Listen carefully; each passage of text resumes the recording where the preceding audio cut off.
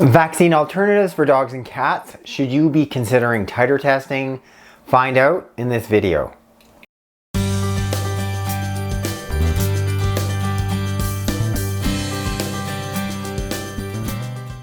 Hello, welcome back to my channel. If you're new, welcome. If you've yet to do so, click there to subscribe, hit the bell to sign up for notifications, and then when you click the link directly in the box below, I can send you a copy of my free book. Vaccines for our dogs and cats, they potentially have a host of side effects. Diseases such as autoimmune diseases, acute allergic reactions, links to many of the chronic diseases of our dogs and cats. Because of that, there's enlightened veterinarians, pet parents such as yourself, they're looking for alternatives. Are titer tests the answer? So what is a titer test? A titer test is measuring antibodies. And antibodies are what the immune system produces in response to either a viral infection and or a vaccine for that viral infection. So what tests would your veterinarian be titer testing for? Well, for the dogs, I only recommend the core vaccines of canine parvovirus, canine distemper virus, and then lastly, the rabies vaccine. For the kitty cats, as in Sleeping Murray here, who I just woke up, the core vaccines are FVRCP, that's feline viral rhinotracheitis, feline calicivirus, Panleuk, as well as the rabies vaccine. The thing about the titers is now many of these can now be done in clinic. The costs of them are now coming down, be more on par. In some of the places, more on par with vaccines.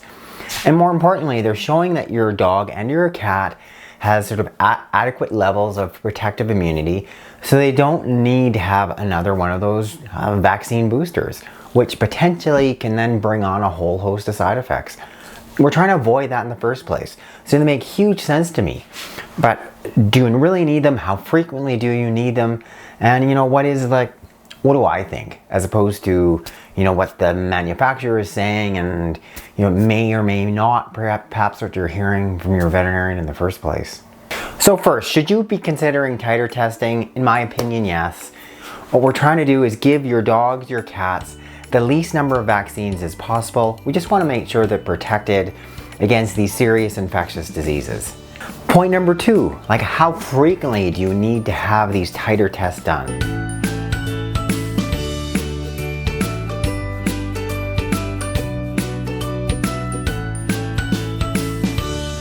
So when will you be considering then titer testing your puppy, young adult dog, or kitten, your young adult cat?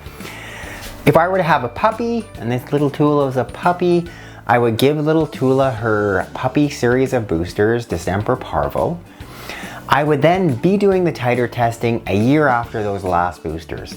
I want to see, did she have adequate levels of immunity then? If she had adequate levels of parvovirus, distemper virus immunity, I would not be giving her another parvo distemper vaccine.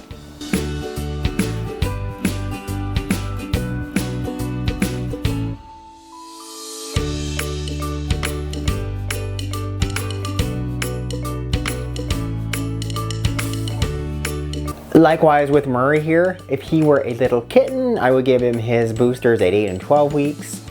Then I would be doing a titer test a year after that to see if he had adequate levels of immunity, primarily of Panleuk. If he was okay, I wouldn't be giving him another vaccine booster after that. The rabies vaccine, on the other hand, is a lot different. It's quite likely that your dog, your cat may have lifelong immunity after their first and or maybe even second booster with the rabies vaccine. But there are an array of different laws in different states, different provinces, mandating that your dog or cat has this rabies vaccine booster every so often. Personally, if you have a choice, I would be doing the kitten or puppy rabies vaccine if that was required. Then at a year of age, again, I would be having a send out lab test done to check antibody levels to rabies.